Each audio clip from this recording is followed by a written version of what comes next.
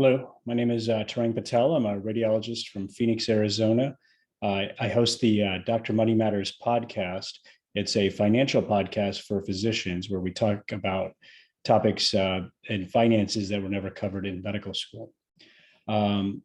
It's an episode that I did on private equity in medicine, specifically radiology. It was one of the places where one of the organizers of this conference, Mitch Lee, was first exposed, he told me, to this topic. And it really opened his eyes. It opened my eyes when I did the podcast. And that was in 2018. And as we all know, the private equity's role in medicine and in buying up practices has only increased. So today I'm going to talk a little bit about private equity and radiology overview. So brief history. Radiology was actually first corporatized in the 90s in Australia, following the field of pathology, which had undergone the same thing a little bit earlier. And in Australia, by 2000, approximately the majority of small radiology practices, about 10% of all practices, were corporatized. And by 2005, approximately 70% of these practices had been, all practices in Australia had been bought out. It's gone through some cycles, and it's still heavily corporate in Australia, but things have changed a little bit since then. A letter written by a radiologist in Australia, Dr. Adam Steinberg, to the Australian New Zealand Radiology Society was warning his colleagues that we are the new pariahs of the medical fraternity, pseudo quasi businessmen masquerading as doctors and seen as completely money oriented, happy, willing, and seeking to sell ourselves, our services, and our souls to the highest bidder. And I think that many of you attending this conference can kind of see some of that happening in US healthcare. I don't blame anyone for selling to private equity, because you have to do what's financially right for you and your family and your circumstances. But we also know where this is going to lead for patients, for the next generation of physicians. And it's probably not going to be good. That's my opinion. So in the US, the first deals in radiology were starting in the mid-2000s. And they started with the teleradiology space. Nighthawk Radiology was one of the early large entities in teleradiology, and they had an IPO in 2005. They were followed rapidly by VRAD, who many of you may be familiar with. In 2006, VRAD was subsequently IPO'd in 2006, subsequently taken private in 2010 by private equity for a pretty large amount. The IPO was 75 million, bought out by private equity for almost 300 million. With that funding, they were able to buy out Nighthawk and merge and create a large teleradiology firm, which was then themselves bought out by Mednax, who many of you may be familiar with their who's a large Wall Street entity that owns practices in anesthesia, pediatrics, and this was their entrance into radiology by buying out VRAD for a $500 million deal. That entity had its ups and downs. They also bought some other practices, traditional practices, private practices along the way. But during the COVID financial issues, crisis, they had some difficulty, and they themselves then sold their entire radiology division to Radiology Partners, which is currently the largest PE group, radiology group in the US, including VRAD, for what's estimated about a $900 million value. The deal was not made fully public. So currently in the radiology space in the US, Radiology Partners, who I just mentioned, is the largest entrant or member of that field. They have approximately 2,800 radiologists. They're funded by multiple investment entities, including one of their original ones, New Era Enterprises, who themselves have funding from the Australian National Pension. So they probably have some experience with corporate radiology.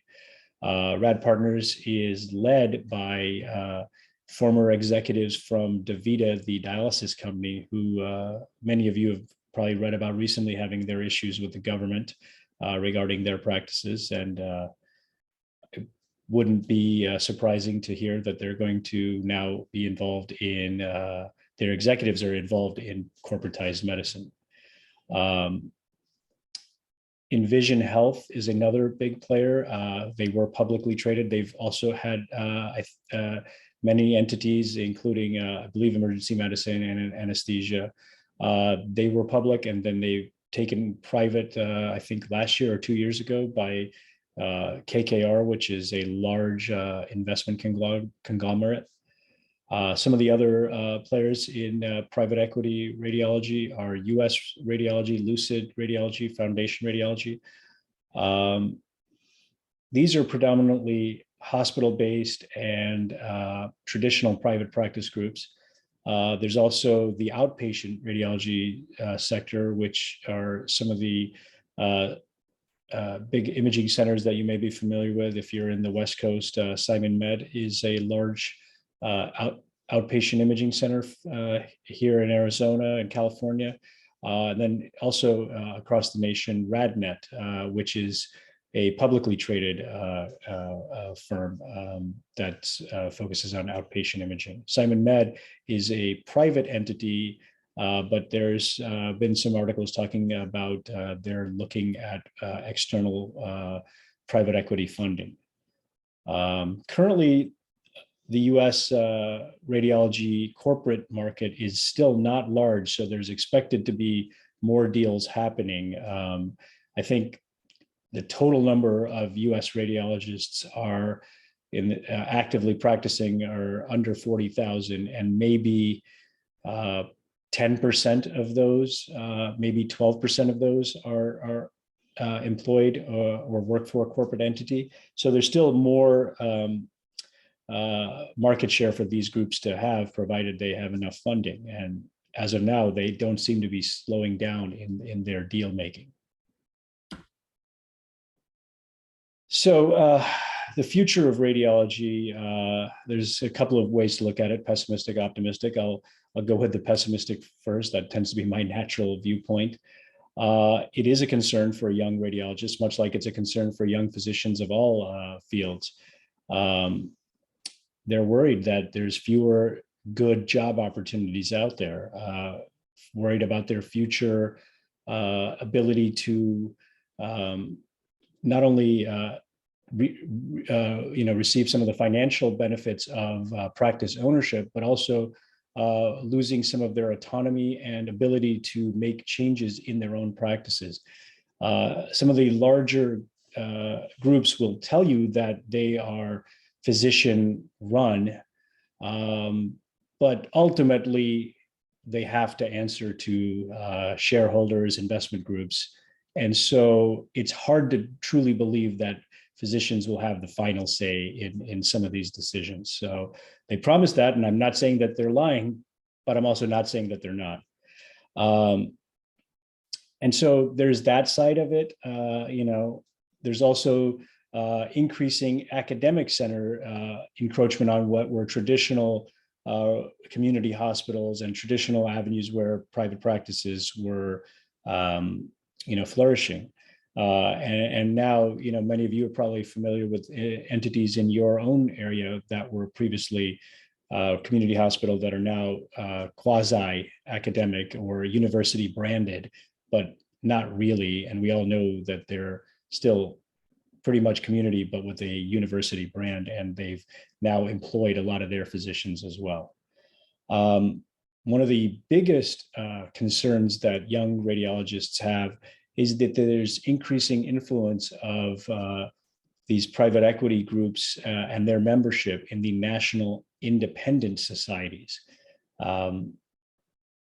In the American College of Radiology, there's been vigorous debate amongst the members and concern amongst some of the middle age and younger members about the influence of the corporate entities.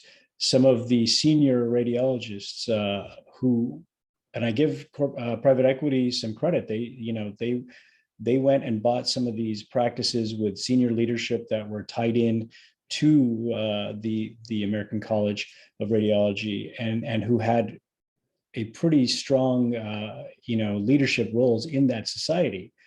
So they went and bought some of these previously independent practices, and those voices are now being used. I would say you can't feel that they're independent anymore. And not only that, but every member of the corporate group is essentially required to be a member of the college, whereas in private practices or in academic practices, you don't have to be, because it's up to you what you do with your CME and your society membership funds. And so they probably have a disproportionate percentage of active membership in these societies that can then influence their voting. And an example of that is in radiology. Unlike many other fields, we haven't had as much mid-level involvement, particularly in diagnostic radiology, because they can't interpret exams. But we've had some involvement where PAs and NPs are taught to do procedures, lumbar punctures, thoracentesis, paracentesis, things like that, to help alleviate some of the workload, much like they are used in other specialties for similar similar workload reduction strategies. The American College of Radiology has brought an idea of a radiology specific extender called a radiology assistant. And there's been vigorous debate amongst radiologists seeing what's happened in other specialties where non-physician extenders have usurped and taken over some of what were previously physician roles, and to the physician detriment. And so there's concern about that happening. We saw what happened in anesthesia. We've seen what happens in primary care, where they've taken some practices, reduced the number of physicians, and branched with a larger number of non-physicians who then are under the umbrella of a physician. And so that's a concern to young radiologists, but workloads continue to increase. And so, we don't know what's happening, but I can tell you that just financially speaking, of course, you have to see what's cheaper to employ is non-physicians to do some of the lower physician work, lower in quotes. And of course, if you're an MBA making financial decisions on your spreadsheet, that seems like a no-brainer to you. Well, we all know that it's not just about finances in medicine, and we've made those decisions, and sometimes they don't make financial sense. But when you have shareholders that you have to appease, not just your own medical ethics, those decisions can be a little bit different. So the optimistic future of radiology is that there are more jobs available now because a number of radiologists, whether they're employed by private equity or not, have ridden the bull market and are in much better financial situations than they were 10 years ago. 10 years ago, no one was retiring. Many radiologists were doing 2-3 fellowships in order to get a job, and then they were still not working in their specialties.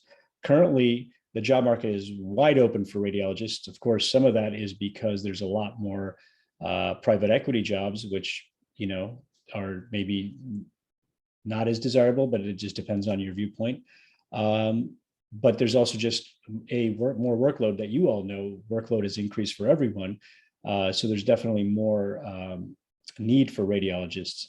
The interesting thing is a study done in the American College of Radiology journal talked about younger radiologists and their view of corporate of radiology. 86% of them believe it harms the field, and 83% of them would rather join an independent practice. So in my mind, that's optimistic, because that hopefully will change the business model in order to make terms either more beneficial for younger physicians in the corporate setting, or maybe they form practices and compete directly with these private equity groups. So traditional private practice also sees this, and they're actually using their independent status as a recruitment tool. So areas are having a hard time filling if they're corporate heavy. I live in Arizona, which is in Phoenix, which is very heavy in the corporate radiology. There's very few non-corporate radiology jobs out here. And Phoenix was a pretty desirable, job market. It always leads the nation in terms of population growth. And so there's always a need, but the sheer number of jobs now, due to the retirements and due to the, at least I think, the lack of desirability of corporate jobs has led them to, I know I've talked to a few people here, I've led them to renegotiate some terms to make them at least more beneficial. But if not, they're having difficulties recruiting. I've been told that by multiple people, both in private equity funded groups and not in private equity groups, that these private equity groups are having a much harder time filling. One of the great things is social media events like this conference, things like podcasts like I did, just physician social media groups and Twitter, whatever. They're getting the information out there to younger physicians who previously there was an information asymmetry between what the private equity executives would tell you and what younger radiologists or physicians who were just worried about training and developing practice skills would have, the information they would have had coming out. So I'm glad we're doing these kind of events to help inform our colleagues to make better decisions. Finally, the most positive thing I can think of is that we've had a 10-year bull market, but investment cycles tend to change, and you never know. Even in this best case scenario where the market has been really good for a long time, the private equity funded groups are still in junk bond or near junk bond status, which means they have to pay relatively high interest rates to get money. The other way to do it is to sell shares, but they may not be as favorable terms unless they can convince people to take future shares instead of actual cash payments to buy their practices. And that's happened to a degree, but they've also had to reach and put big levels of debt. One of the larger groups that I've talked about has debt of approximately 7 to 8 times their annualized earnings. And that's not easy to refinance. And this is in low interest rate era where you can go out and get a 30-year mortgage for under 30%, historically low rates. They're still having to pay 7-8% on some of that debt. And the only way they make money in the long run is if they're able to refinance that at a lower rate, or convince people to take shares instead. And as we educate these physicians, maybe fewer of them do that, the cycle will turn. And just in general, if the business cycle turns, it may be, and interest rates start increasing, it may be harder for them to fund operations with these kind of, in my mind, insane debt burdens, but that's how business is done. So, I want to thank the organizers of this conference, Dr. Mitch Lee, for inviting me to speak about radiology. I want to thank the participants, and I want to thank all of you for doing what you're doing, spreading the word. And I encourage you, if you're interested in learning more about the radiology space, take a listen to the podcast I did. Take a look at some of these references that I'll put up here. And just explain to your colleagues, any radiology colleagues that you have, but just in any other field as well, about the facts of private equity in healthcare. Once again, thank you for listening, and feel free to contact me with any questions you may have. My Twitter handle is at Dr. Money Matters, Facebook, Dr. Money Matters, whatever social media you're on, you should be able to find me. And you can check out my podcast as well. Thanks once again, and have a nice day.